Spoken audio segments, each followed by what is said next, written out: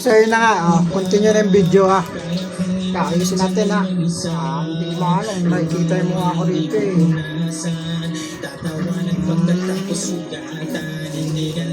Na.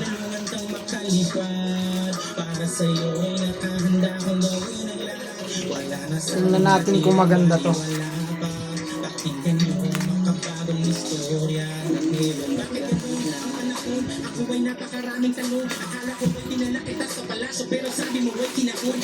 Sana kompleto.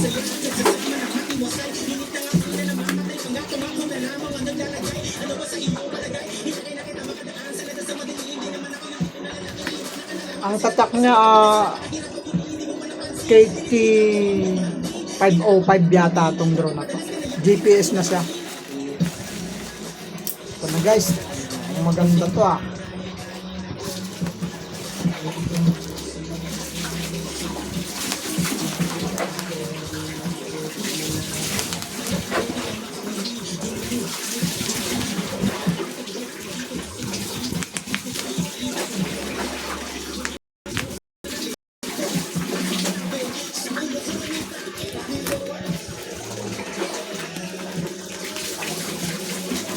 Video ko na rin para pagka may reference ako sa Lazada na kung meron siyang damage. Di ba?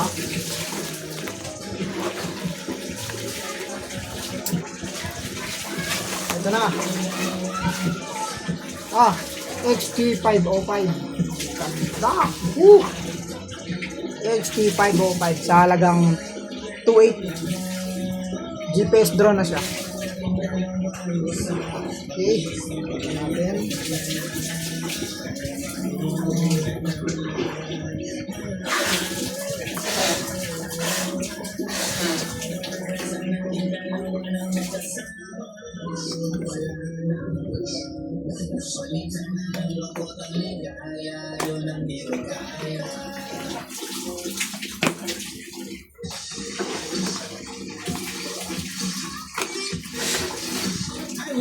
Ay, meron siyang bag, no?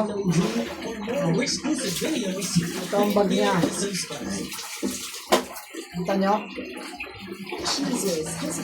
Gumagana pa ba yung video?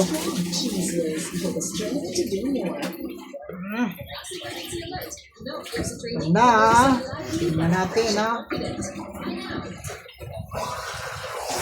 Yun.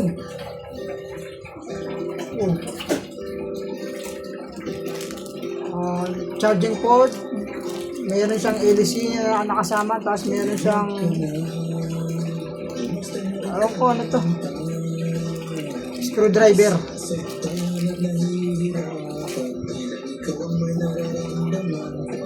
Ito ang cellphone holder siguro to. Ito yung remote. Okay, ganda may antena.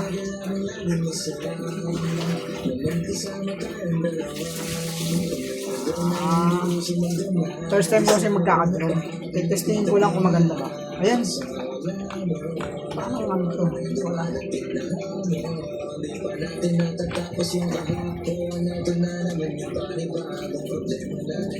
Yun ganda di ba?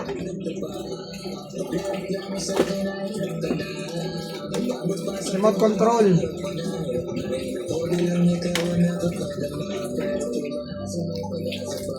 May extra battery. Ito extra battery na.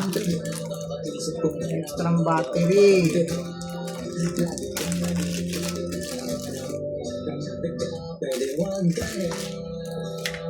Tapos ito na yung pinaka-drone.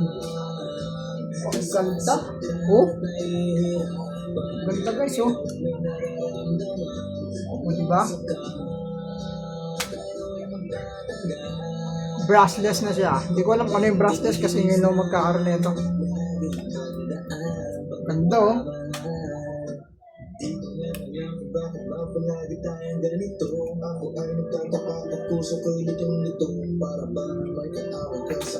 Folded na pala siya. Napafold yung LC.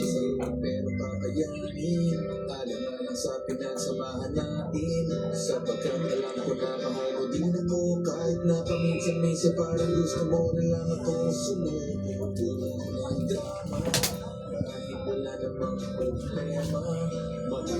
naman ako. Pero kung awain mo, Chinese character. Galing China pa rin. Ito yung manual niya. Manual. kaya natin yan ayusin.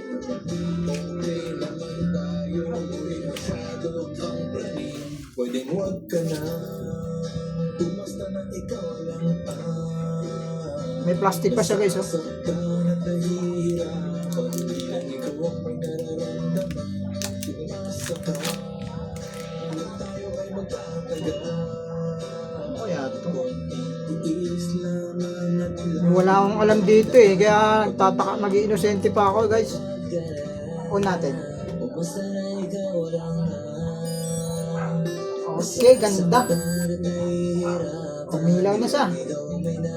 Oh. Umasa ka, tayo ay magtatagal. Konting tiis So yun, mamaya tetesting ko kung paano to paliparin. Kasi kakalibrate pa yung remote control nito eh. Wala namang battery. Lalagyan ko pa to ng battery. Sige guys ha. Update ko kayo pag napalipat nyo na.